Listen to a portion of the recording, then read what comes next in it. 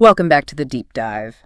Today, we are undertaking a really critical mission, I think, moving past all the noise, and trying to understand the quiet, fundamental mechanics of true influence.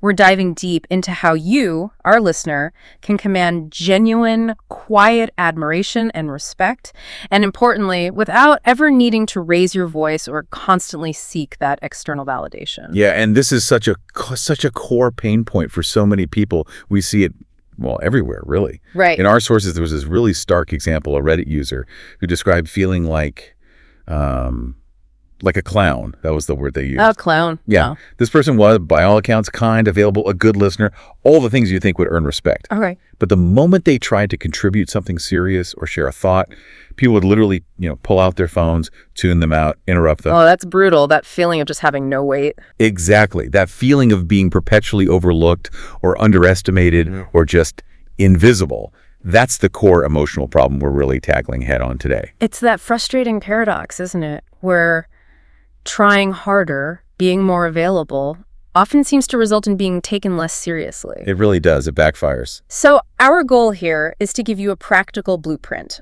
a way to stop being maybe too available or too eager, and instead start commanding respect through, consistent character and intentional action. And we've synthesized a pretty incredible stack of material for this deep dive, haven't we? We really have. Everything from, Joan Didion's really searing philosophical insights on character to psychological studies looking at competence versus confidence, viral wisdom from people like Priyanka Chopra talking about availability. Oh, yeah, that was interesting. And some really practical, detailed behavioral checklists from places like Reddit and BetterUp.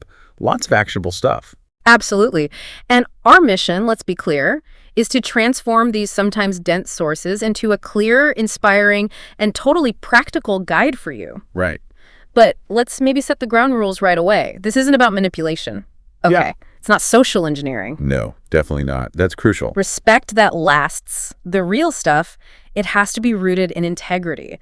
So if you feel the world isn't giving you the respect you think you deserve, the very first place we have to look, it's inward. Always. It starts inside. We start with that essential foundation. Self-respect. That's absolutely right. Because, look, before you ask anyone else to take you seriously, you really have to demonstrate to yourself, first and foremost, that you take yourself seriously. It's non-negotiable. Okay, so let's unpack this internal foundation then. Our sources, they just hammer this point home again and again, seeking external approval. It's a relentless, exhausting, it's a fool's errand, isn't it? Completely. A total waste of energy. If you lack self-respect, any external validation you get is basically meaningless. It doesn't stick.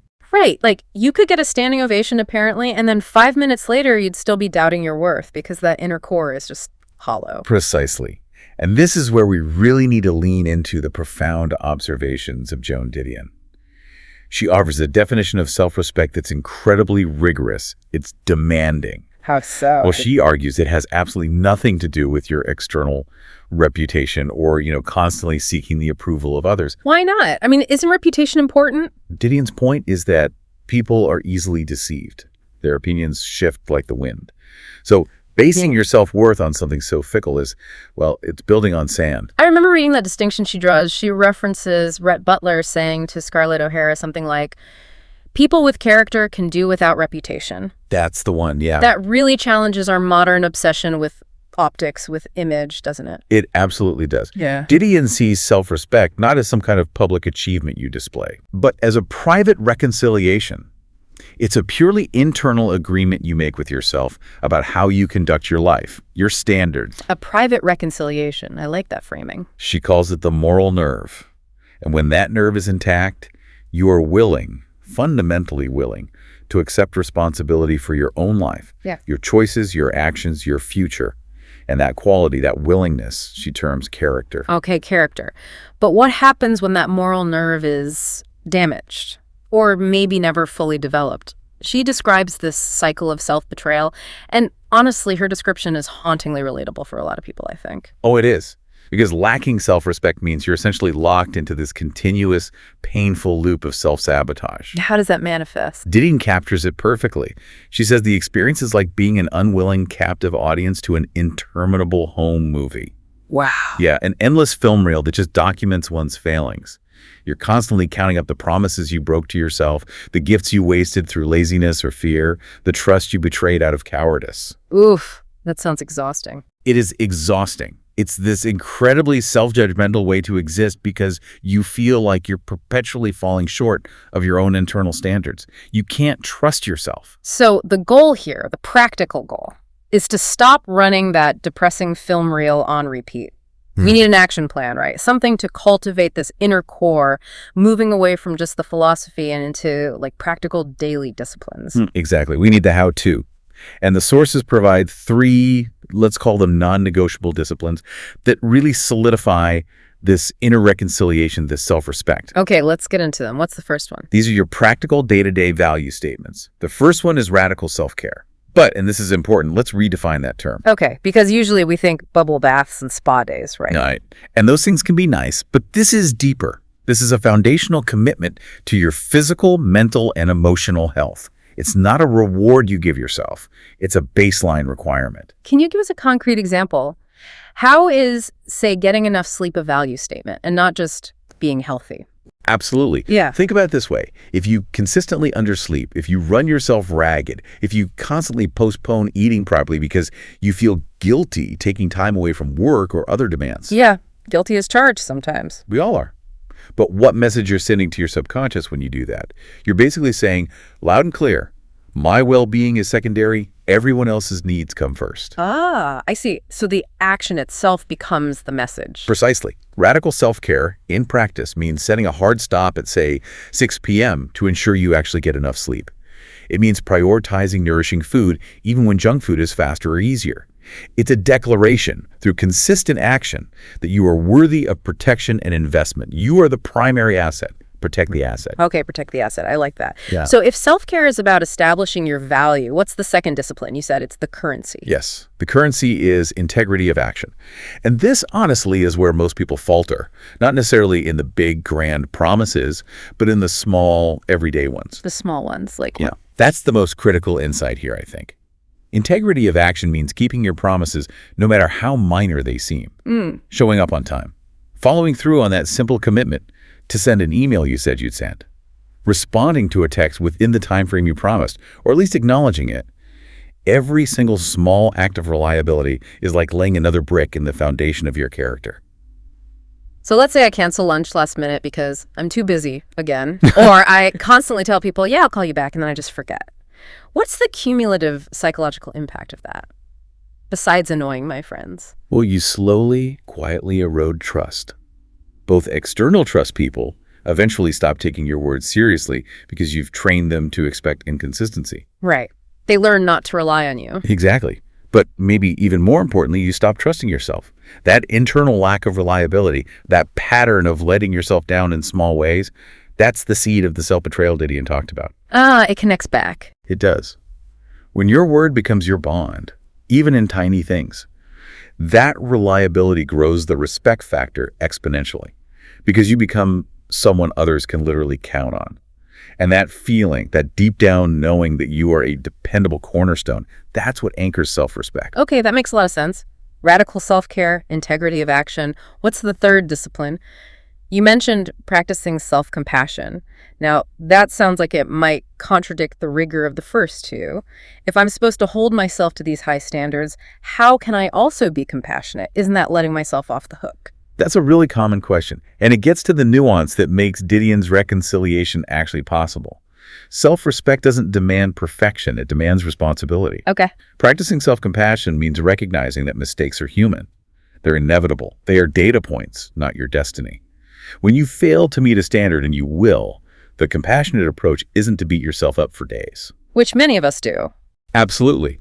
Instead, it's about treating yourself, maybe, like you'd treat a valued colleague who made a mistake, not like an enemy who needs to be punished. So how would that look? If a valued colleague messed up a report, I wouldn't lock them in a closet and tell them they were worthless. Oh, hopefully not. No, you'd likely identify the error, maybe offer support, help them figure out how to improve the process for next time. You'd be constructive. Right. By offering yourself that same grace, that same constructive kindness, you reinforce the message that you are fundamentally worthy of respect, even when your performance slips. That kindness to self, that inner reconciliation, is actually what provides the stable platform you need to keep striving, to keep facing the world with integrity. All right, so we've spent time building this fortress of inner worth, that internal foundation. Now we need to translate that solidity into actual external behavior. This section is really about projection, isn't it? How we show up. Exactly. And the advice from the Reddit source was so simple, but also profound. Respect is fundamentally a byproduct of consistent behavior. You have to behave like a person who simply does not take disrespect. But here's the tricky part, right? The source also mentioned you can't wait until you feel 100% self-respected to start acting like it. It's a bit of a loop. It is a loop. The external actions actually fuel the internal feeling. Yeah. So we need some immediate, tangible behavioral adjustments you can make today that signal competence and self-assurance, often before you even open your mouth. Okay, immediate and tangible. I like that. Let's start with maybe the most immediate correction anyone can make: physical presence and posture. This sounds almost too basic, but the sources really emphasize its psychological impact. It is absolutely fundamental. Stand up straight, pull your shoulders back slightly, lift your head high, not tilted back arrogantly, but looking straight ahead. Why does this work? Is it just about looking confident? It's partly about how others perceive you, yes, but it's also about altering your own internal chemistry. Physiology affects psychology.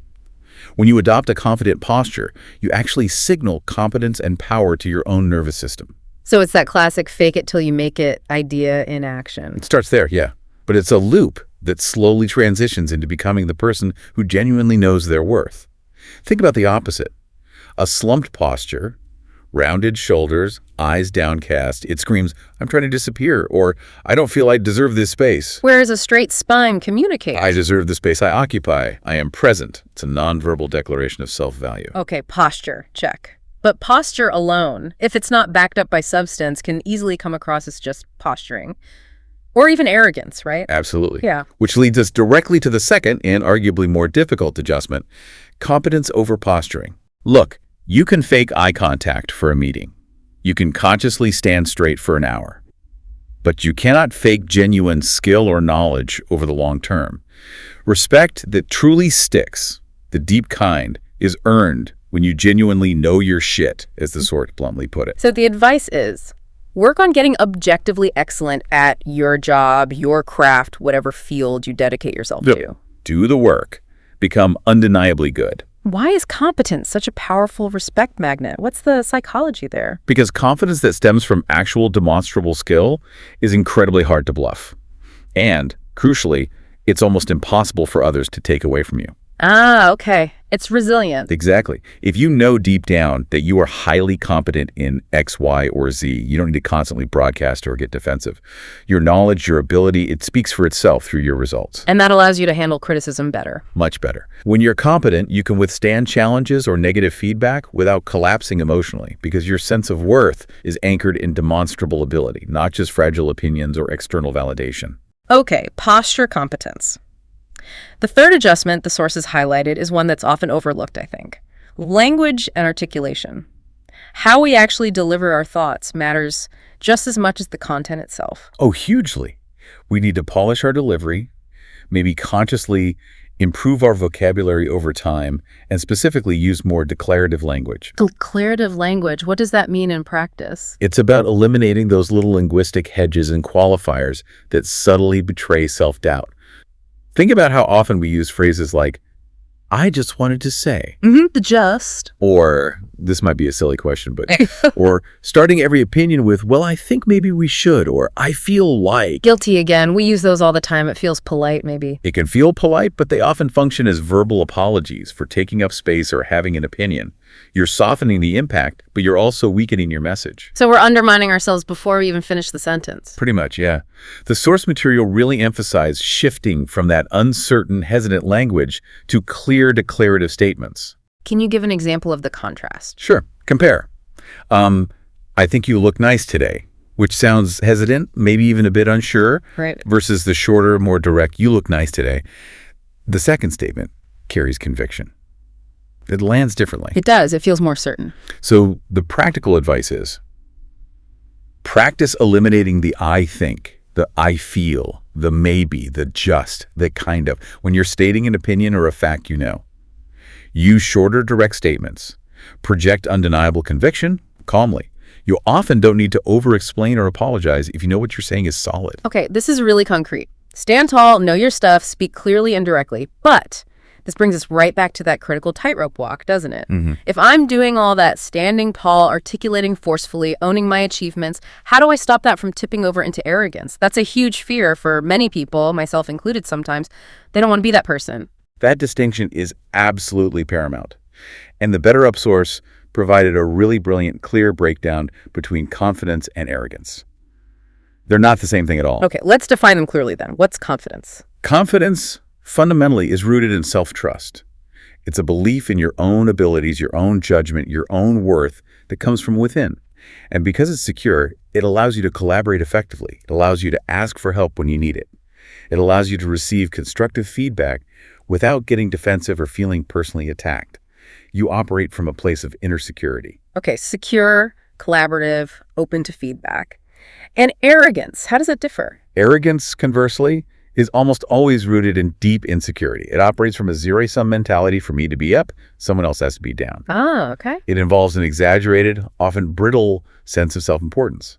An arrogant person needs to put others down or refuse help or dismiss feedback because accepting help or criticism threatens their fragile identity of superiority. They confuse being right all the time with being worthy. That's a key difference. Confidence says, I know what I do well, and I know where I need help. Arrogance says, I must constantly prove I am better than everyone else to feel okay. You've nailed it. That's the core distinction. So, if we want to live firmly on the confidence side of that line, projecting strength without being obnoxious, what are the actionable disciplines? How do we practice confident behavior? The sources point to 3 key practices to maintain that balance. First, own your achievements without self-deprecating. Explain that. What's wrong with a little self-deprecation? It can seem humble, right? It can seem humble, but it often functions as a subtle form of self-sabotage. You minimize your own strengths, your own hard work, often subconsciously hoping someone else will jump in and contradict you, essentially validating you externally. Ah, so it's like fishing for compliments, but disguised as humility. Sometimes, yeah. Or it just genuinely diminishes your accomplishment in your own eyes and the eyes of others. So the confident approach, when someone gives you a genuine compliment on your work, instead of saying, oh, it was nothing, or anyone could have done it. What do you say? Just say, thank you, I appreciate that, or thank you, I worked hard on that. A simple, gracious acknowledgement. That's not arrogance, it's just honest ownership. Okay, own achievements, honestly. Got it. What's the second discipline for staying confident, not arrogant? Own your feedback. This is huge. A truly confident person isn't defensive about constructive criticism. They actually see it as valuable data. Valuable data, not a personal attack. Exactly. They can step back, identify where they genuinely need improvement, and then commit to doing the necessary work. When you can take tough feedback professionally, analyze it impartially, maybe even ask clarifying questions, and then demonstrably improve your performance based on it, that demonstrates a profound level of maturity and self-assurance that instantly commands respect. Because it shows you prioritize growth over ego. Precisely. Ego gets defensive. Confidence gets curious and gets better. Love that. Okay, own achievements, own feedback. And the third discipline, you mentioned it connects back to collaboration. Yes. It's own your support system. Truly confident, successful people rarely try to do everything alone. That's often an insecurity talking, I have to prove I can handle it all. Right. Confident people know their limits. They actively build and rely on a strong network. They empower others by delegating effectively. They're honest about what they don't do well and are willing to bring in expertise. So asking for help isn't a weakness in this model. Absolutely not. It demonstrates high self-trust. You trust yourself enough to admit a vulnerability or a gap in knowledge, and you trust your team or network enough to let them contribute and succeed. That ability to leverage collective strength and empower others is a hallmark of real leadership and genuine, secure confidence. Arrogance isolates. Confidence collaborates. Okay, this next section feels like a gear shift. We've talked about building the inner foundation and projecting competence externally. Now we're shifting to something more subtle, maybe even counterintuitive for some. Protecting your energy through the strategic use of silence and absence. And this is where it gets really challenging, especially for those of us who might struggle with people-pleasing tendencies. Definitely. Because we often confuse availability with affection or with being valuable, right? Right. We think being constantly on call makes people like us more. Exactly. But as Priyanka Chopra highlighted so powerfully in one of our sources, overavailability is exhausting. And not just for you, but for how others perceive you. Okay, unpack that. How does being too available diminish respect? It ties into what Chopra called the paradox of value. When you are constantly available, always accessible, always the first one to say yes, always checking in, people stop valuing your presence. Because it's just always there. Precisely. Familiarity breeds complacency.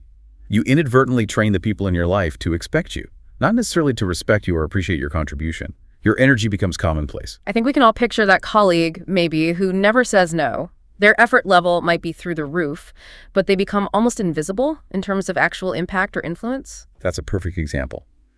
They've destroyed the element of scarcity. Chopra uses this beautiful analogy of stars or even perfume. How does that work? Value, she argues, is often created in the space, in the absence, not just in the constant presence. The stars are always technically there during the day, but their beauty, their impact, is only felt when the darkness provides the contrast, the space for them to shine. Oh, okay. If you're constantly shining, constantly present, constantly giving, you risk becoming background noise. The goal isn't to be absent all the time, obviously, but to be strategically present. Make your presence intentional and therefore more valuable. So you can't teach people your worth by just giving them unlimited free access to your time and energy. You absolutely cannot. You teach them your worth, partly by demonstrating that your time and energy are valuable commodities, and you allocate them intentionally.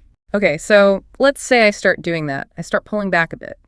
I stop being the one who always initiates plans or always jumps in to solve the problem or always texts back instantly. How do I ensure that this strategic absence builds respect rather than just creating distance or making people think I'm unreliable or don't care? That's the key question. Absence, when it comes from a place of genuine self-respect and clear priorities, not passive aggression or neglect, communicates value. It gives others the necessary space to actually miss your contribution, to appreciate what you bring when you are present. So it allows gratitude to build. Exactly. When you're not constantly performing or overgiving, people start to notice the gaps you leave. They might realize, things ran smoother when they handled that, or I actually missed their perspective on this. That realization is where appreciation starts. The shift in mindset for you is profound. Your time is valuable, and you share it purposefully. That sets us up perfectly then for digging into the art of silence, as some sources called it. This isn't just about being less available, it's about using silence itself as an active strategic move. It's not passive withdrawal, it's an application of power. Precisely. Silence is potent, and there are specific scenarios where choosing silence is actually the strongest, most respect-commanding choice you can make. Okay, what are some of those key scenarios? One of the most critical is using silence as a shield when emotions are running high and logic has left the building. We've all been there. Heated disagreement, feeling personally attacked. Right. And the immediate impulse is usually to react, to defend yourself, to lash out, to correct them instantly. But choosing silence in that moment creates a vital time gap. It allows that initial surge of adrenaline, the anger, the hurt, the defensiveness to crest and begin to settle. It gives wisdom a chance to catch up before your mouth engages. So it protects us from saying things in the heat of the moment that we immediately regret, things that can do permanent damage. Exactly. It's self-preservation in a way. It also works incredibly well as a defensive strategy. When someone is actively trying to provoke you. The button pushers. Yes. Some people, whether it's colleagues, family members, whoever seem to derive a weird sense of ego satisfaction from hijacking your emotional composure. They want a reaction. They want a show. They want you to lose your cool. And the moment you take the bait, start arguing, defending, yelling, they win. Yeah. Right. Because they controlled your reaction. They win. You've given them exactly what they wanted, your energy and your loss of control. So how does silence shift that power balance if I just stay quiet when someone's baiting me? It denies them the reaction they crave.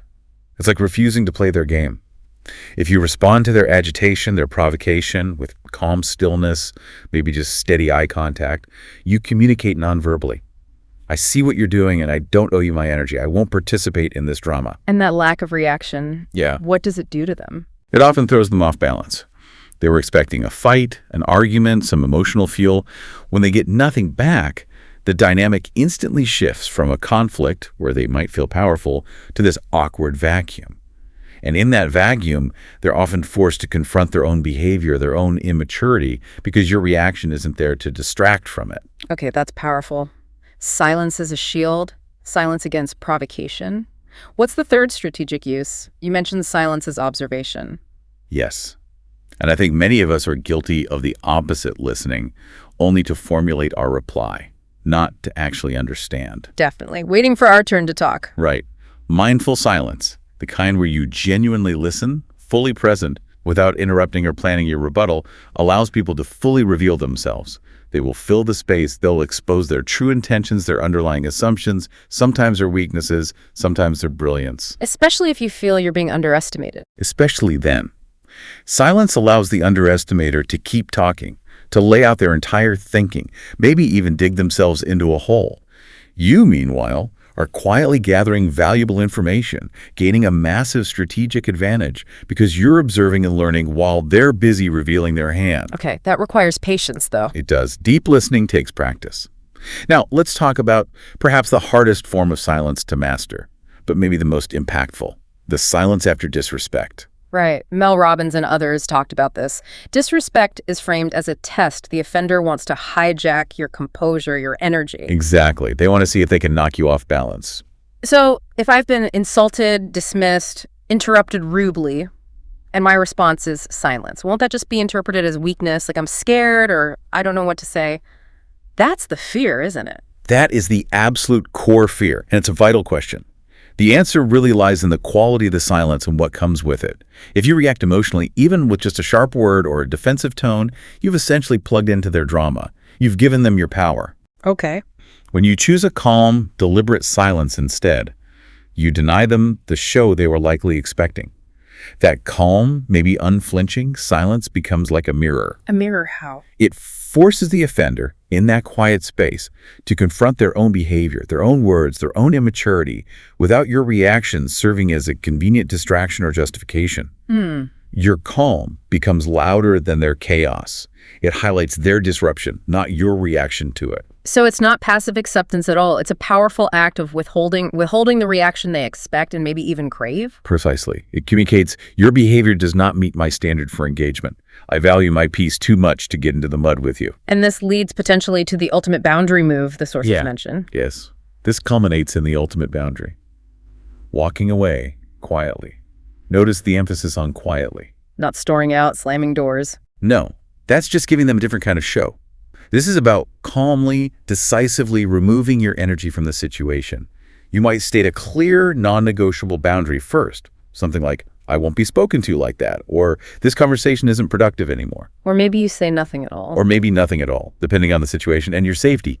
And then you simply, calmly, physically remove yourself. You end the interaction on your terms. And the unspoken message there is incredibly profound, isn't it? It's basically, you no longer have access to my energy.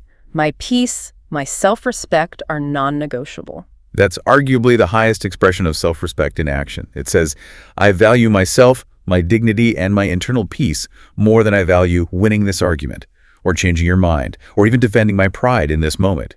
When you consistently draw that line and, crucially, enforce it with your actions, you train the world, and perhaps more importantly, yourself, to respect your boundaries. Okay, so we've journeyed through the internal work, building that self-respect, and the external work, the consistent behavior, the boundaries, the strategic silence.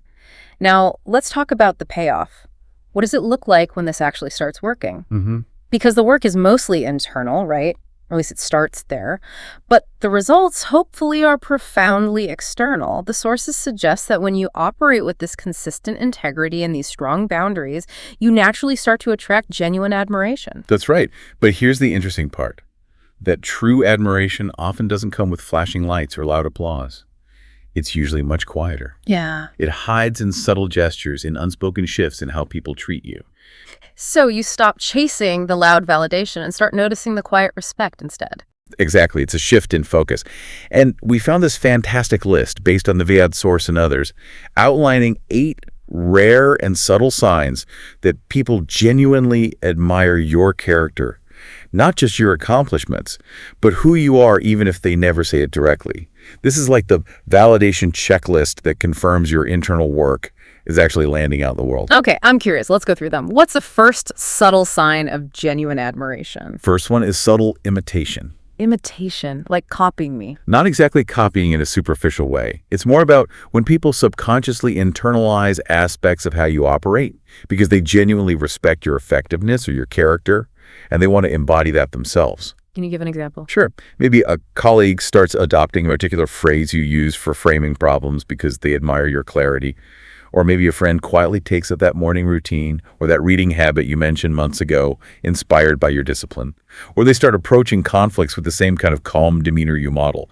It's quiet emulation. So it's not like they're trying to be me, but they see something valuable in how I navigate the world, and they want to incorporate a piece of that into their own approach. Precisely. We only tend to subconsciously imitate people whose consistency, character, or effectiveness we genuinely respect. It's one of the highest forms of unspoken flattery, really. Okay, subtle imitation. What's number 2? Number 2 is seeking your perspective, but importantly, not necessarily your validation or permission. This is a subtle but really crucial difference in how people approach you for advice. How does that play out? They'll ask your opinion on something complex, not because they need you to tell them what to do or because they need your stamp of approval to feel okay about their decision. Right. But because they genuinely respect your clarity, your discernment, your thought process. They want to know how you see the situation. They trust your ability to analyze things impartially or creatively. They value your input as data, but they still own their final decision. That kind of seeking reflects deep reverence for your mind, disguised as simple curiosity. That's a great distinction. Okay. Number 3 is one we can probably observe pretty immediately. Elevated behavior in your presence. Yes. This is when people just naturally act differently around you. And importantly, it's not because they're scared or intimidated. It's because your presence somehow compels them to rise to a slightly higher version of themselves. How might that look? Maybe they stand a bit taller, unconsciously mirroring your posture. Maybe they speak with more intention, choosing their words more carefully. Perhaps they become more conscientious about their tasks when you're around, or they're just simply kinder or more considerate in their interactions within your sphere. So my own consistency and composure act like an anchor. Exactly. Your stillness, your focus, your consistent integrity acts as a powerful, energetic anchor in the room. You naturally bring out their higher self simply by embodying yours. Your energy subtly sets the emotional temperature, and they adjust accordingly because they respect the standard you set. Wow, that is powerful. Your composure actually liberates them to be more composed, too. Okay, moving on to number 4. The source called this one the rarest and perhaps the purest sign of respect. What is it? This is loyalty behind your back. Woo! Okay, tell me more. This is the gold standard of respect. In a world that's often full of casual gossip, quick judgments, and tearing people down, those who genuinely respect you will quietly defend your character or gently correct false assumptions about you when you are not there to hear it or to defend yourself. Why is that the purest sign? Because they have nothing to gain personally. Precisely. There's no immediate social benefit for them. They're not trying to impress you because you're not even there. They protect your reputation simply because they believe in your character, your integrity. You might never even find out that conversation happened, but it is absolute proof that your integrity is recognized and deeply valued, even in your absence. That's something to really cherish, if you ever do find out about it. Okay, number 5 is attention to essence. What does that mean? It sounds a bit philosophical. It means they pay attention to and remember the small details about who you are, not just what you do or what you've achieved. Examples. Maybe they recall a story you shared months ago about a childhood passion. Or they remember a specific book you mentioned that resonated with you, or a particular philosophical viewpoint you hold. It's easy to remember someone's job title or a big project they led. Right. But it takes genuine admiration and presence to notice and retain the nuances of their personality, their values, their inner world. Admiration sharpens awareness. If someone remembers those essence details, it means they were truly present with you because they recognized you as someone worth paying close attention to. I like that. Attention to essence. What's next? Number 6. Number 6 is emotional mirroring. This is closely related to the elevated behavior point, but it's more about the subconscious energetic sync. How so? If you enter a tense meeting, for example, but you manage to maintain genuine calm and focus, you'll often notice others subtly start to harmonize with your energy. They might unconsciously lower their voices, breathe a bit deeper, become less reactive. So my presence doesn't escalate the tension, it actually helps regulate it for others too. Often, yes. If you are intentional, they become more intentional. If you are calm, they find it easier to be calm.